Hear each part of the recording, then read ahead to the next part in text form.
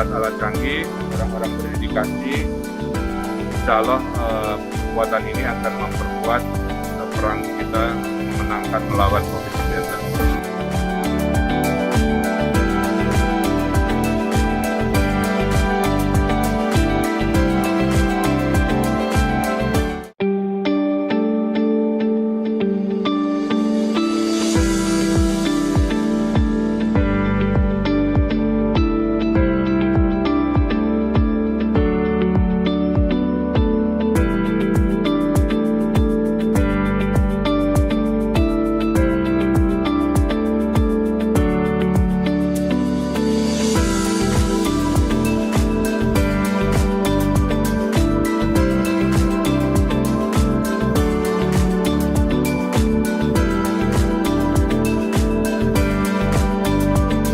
Jawa Barat sangat beruntung punya alat-alat canggih, orang-orang berdedikasi.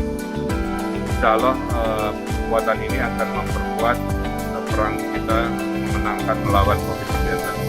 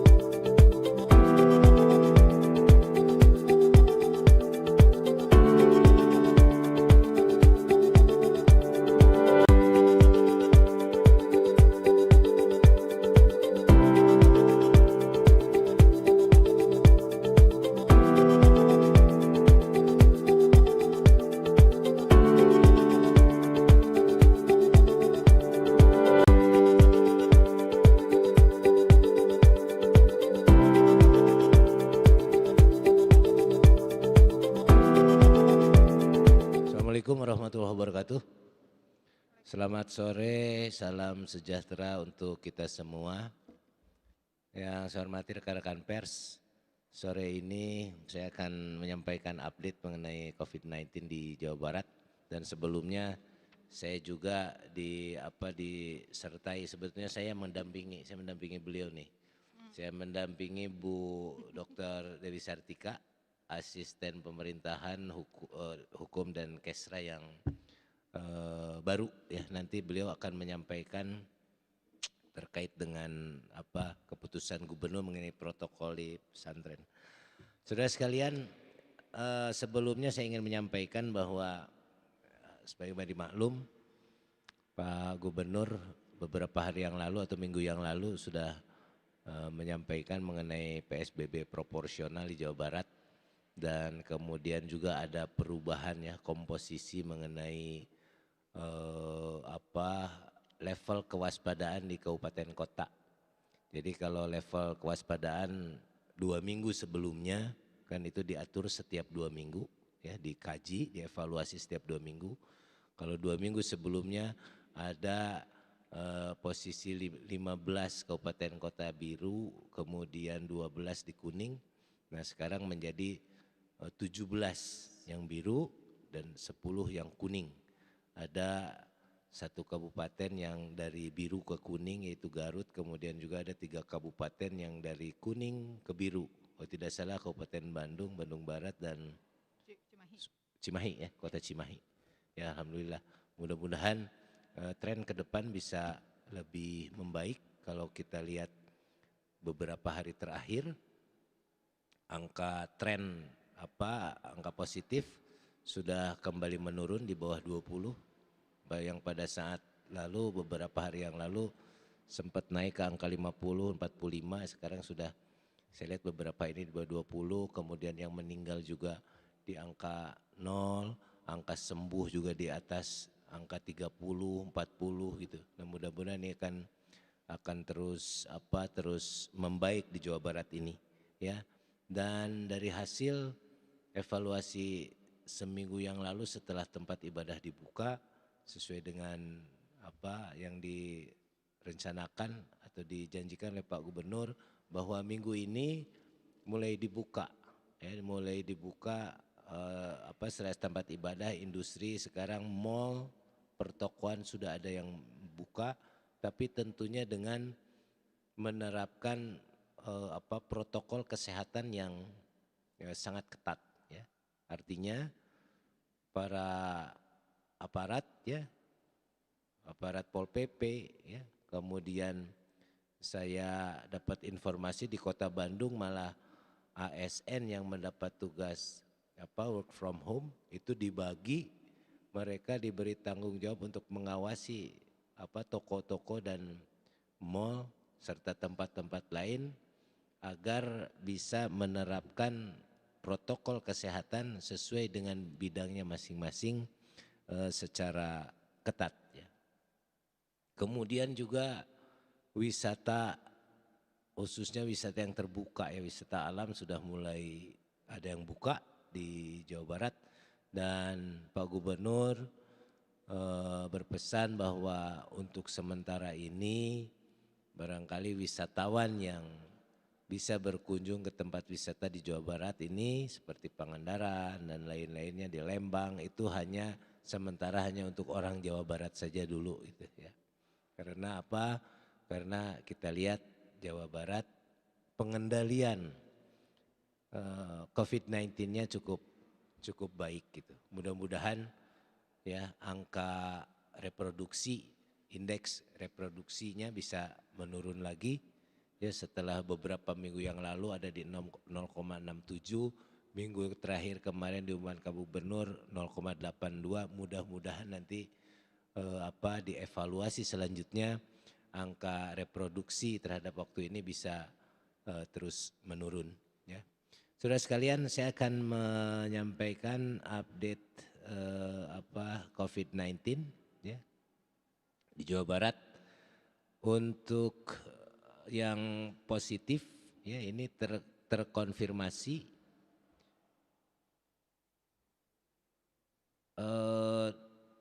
kemarin ada 2.551, hari ini tercatat ada di 2.572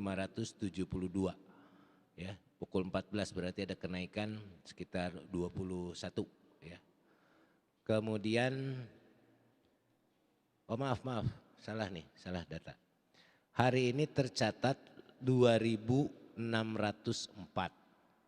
Kemarin ada di angka 2.587. Berarti ada kenaikan 17.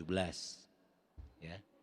Yang positif aktif kemarin tanggal 14 tercatat di 1.333, hari ini ada di 1.308.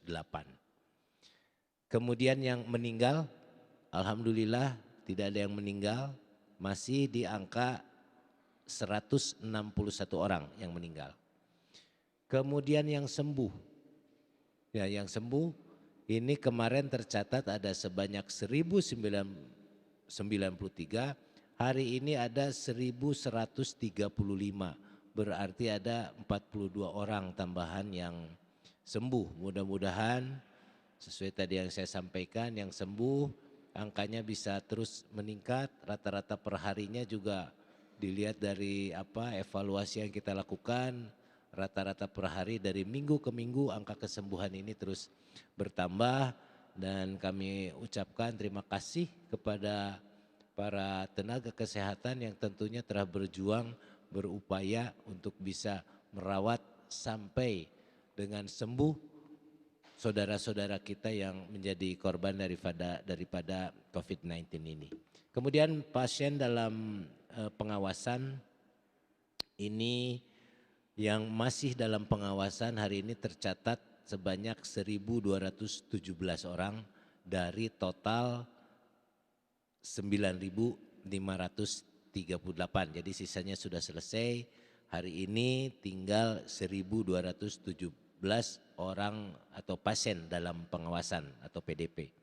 Sedangkan orang dalam pemantauan atau ODP Hari ini yang masih dalam pemantauan tercatat sebanyak 3.166 dari total 52.640. Itu barangkali update daripada COVID-19.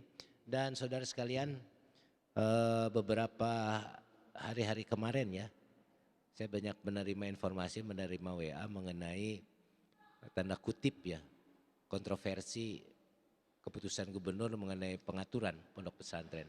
Ya, tentunya ada beberapa poin yang memang menjadi keberatan dari beberapa pondok pesantren, dan Pak Gubernur tentunya mendengarkan ya, mendengarkan aspirasi-aspirasi ini, suara-suara ini, dan sesuai juga dengan teorinya, teori kebijakan publik itu dinamis, dikeluarkan pasti ada yang pro dan kontra.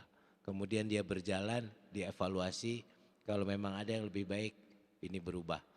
Nah, hari ini Ibu Asisten Pemerintahan dan Kesra, Bu Ike, akan menyampaikan beberapa hal barangkali terkait khusus tentang peraturan gubernur mengenai protokol kesehatan di pondok pesantren ini. Mudah-mudahan ini bisa memberikan pencerahan kepada saudara-saudara sekalian, dan sekali lagi bahwa produk hukum yang dikeluarkan oleh Pak Gubernur berupa protokol kesehatan di lingkungan pesantren adalah semata-mata untuk melindungi, mempertahankan pesantren kita agar tidak menjadi klaster baru dalam penyebaran COVID-19, dan juga melindungi para pihak yang ada di pesantren, para kiai, para santri, para ustazah, para tamu juga yang berkunjung ke pesantren yang banyak tersebar di Jawa Barat ini. Mangga, selanjutnya kami persilakan Bu Asisten Pemerintahan dan Kesra, Bu Ike, silakan. Ya, baik. Bismillahirrahmanirrahim. Assalamualaikum warahmatullahi wabarakatuh. Pak Sekretaris Satuan Satgas Covid, Pak Daud, beserta juga Kepala Biro Humas, teman-teman sekalian. Tadi yang disampaikan oleh Pak Daud terkait dengan perubahan keputusan Gubernur Jawa Barat nomor 443, hampir sama nomornya dengan yang lama, dan garis miring keputusan titik 326. Itu adalah tentang perubahan atas keputusan Gubernur Jawa Barat nomor 443 cap titik 321. Jadi yang baru adalah 326, kalau yang lama adalah 443, yang lamanya 321 begitu. Ini adalah tentang perubahan keputusan gubernur protokol kesehatan untuk pencegahan dan pengendalian coronavirus disease 2019 atau COVID-19 di lingkungan pondok pesantren. Jadi tentu saja perubahan ini pada dasarnya adalah untuk memberikan perlindungan terhadap aktivitas kiai, santri, dan asatid di lingkungan pondok pesantren dalam rangka pencegahan dan pengendalian coronavirus disease 2019 atau COVID-19 selama masa pandemi. Telah diatur ketentuan mengenai protokol kesehatan di lingkungan pondok pesantren. Kemudian menimbangnya bahwa untuk meningkatkan daya keberlakuan protokol kesehatan di lingkungan pondok pesantren. Jadi ini adalah untuk melaksanakan protokol kesehatan. Beberapa yang dirubah itu adalah sesuai dengan masukan dari para pondok pesantren yang tadi sudah disampaikan oleh Pak Daud dalam hal ini. Maka yang dirubah adalah yang pertama nomor 15, itu nomor 15A ya, di bagian umum, yang awalnya adalah membuat surat pernyataan kesanggupan yang disampaikan kepada Bupati Wali Kota setempat dan ditembuskan kepada aparat kepolisian terdekat, dirubah menjadi membuat surat pernyataan kesanggupan yang disampaikan kepada gugus tugas Kabupaten Kota setempat, begitu. Kemudian juga untuk contoh surat pernyataan ya, yang pertama adalah tadinya ada 3 poin, sekarang menjadi 2 poin.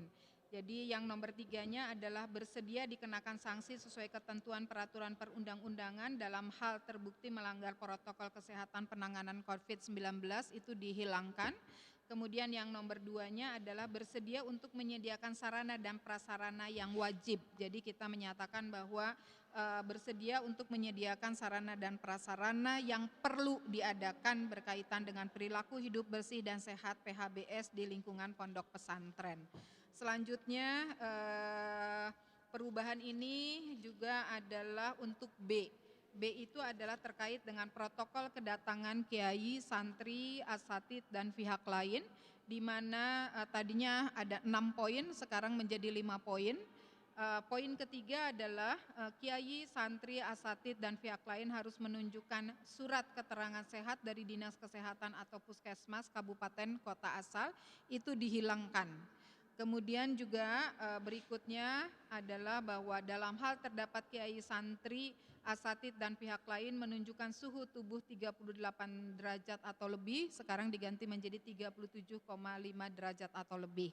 Kira-kira seperti itu perubahannya, dan ini sudah ditandatangani oleh Pak Gubernur. Demikian barangkali Pak Daud, Bapak dan Ibu sekalian, terima kasih. Billahi taufik wal hidayah. Wassalamualaikum warahmatullahi wabarakatuh. Waalaikumsalam warahmatullahi wabarakatuh. Terima kasih Bu Dr. Dewi Sartika, Ibu Asisten Pemerintahan dan Kesra. Jadi sudah jelas tadi perubahan-perubahan, ada satu poin yang dihilangkan ya dari contoh surat pernyataan, dan sekali lagi bahwa peraturan gubernur ini dibuat pertama untuk bisa mempertahankan ya bahwa lingkungan pesantren tidak menjadi klaster, dan juga ini semata-mata untuk melindungi ya kesehatan tadi orang-orang di lingkungan pesantren, para kiai, para santri, kemudian para ustadz maupun tamu-tamu yang berkunjung ke pesantren untuk bisa tetap sehat. Dan saya kira peraturan gubernur ini juga bisa memperkuat komitmen ya pesantren-pesantren Jawa Barat untuk bisa ikut ya mempercepat penanganan daripada COVID-19 ini di Jawa Barat. Saya kira itu untuk hari ini. Terima kasih atas perhatiannya. Billahi taufiq wal hidayah. Assalamualaikum warahmatullahi wabarakatuh. Beres.